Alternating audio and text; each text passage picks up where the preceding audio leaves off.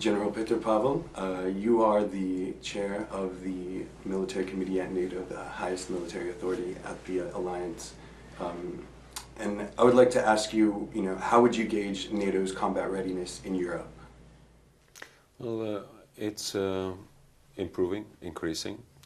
After 2 decades of partnership, no conflict, no major crisis, with the exception of quite distant crisis from Europe in Afghanistan, Europe was living in a peaceful environment. Unfortunately, it has changed significantly in 2014.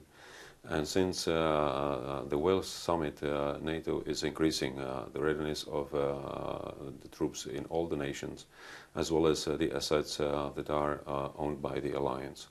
We believe that it's a natural reaction to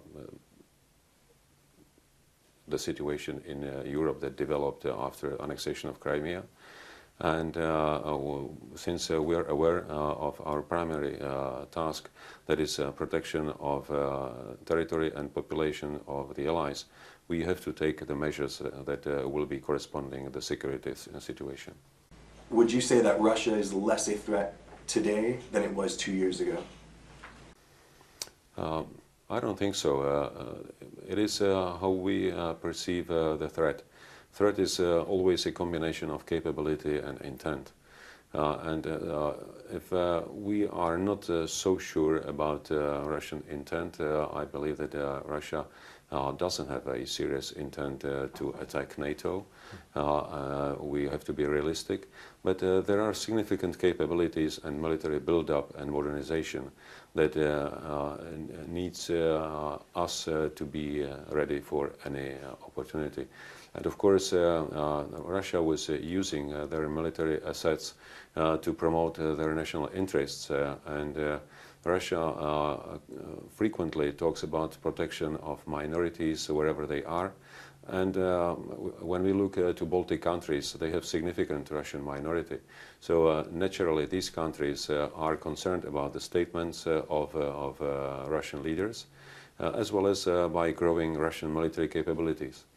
And we have to be ready for any even potential threat. That's why we have to consider Russia as a source of our concerns. British Foreign Minister Boris Johnson said that NATO should consider whether cyber warfare constitutes grounds for triggering Article 5.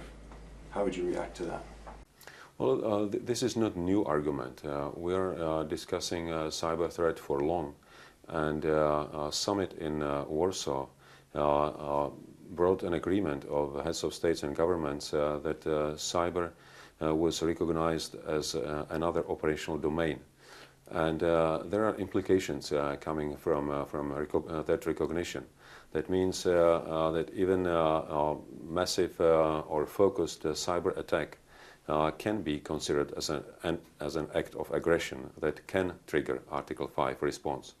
We have to be realistic in terms of what are the damaging effects of cyber.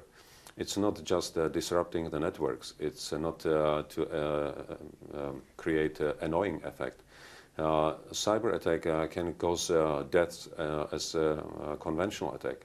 By disrupting the networks of traffic control, disrupting the networks maintaining the systems in the hospitals or air traffic control, it may cause significant damage on lives. So we have to really take it seriously, and that's why we take it as another operational domain, and we are taking measures to be ready to address all the challenges coming through cyber. From your perspective, what would you say is the biggest challenge facing NATO going forward? Internally, it is pace and speed and depth of adaptation. Externally, the most urgent challenge to NATO is terrorism, and we have to deal with terrorism in a more efficient way, not only in this physical element, that means the destruction of a fighting force of the terrorist groups, but also addressing more the broader scope of terrorism, the feeding ground and the conditions from which the terrorism and extremism rises. And I believe that we have now adopted a broad framework in Warsaw that is called Projecting Stability Initiative, in which we can address the needs of most countries affected by terrorism in our neighborhood, and bring them assistance they need, starting from this hard fighting capability up to very soft tools, such as assistance in training, institution building, equipment, know-how, intelligence sharing, and other areas that you can create a broader framework for addressing terrorism as a phenomenon. Excellent. Thank you very much, General Pavel. It was great to have you here. You're welcome.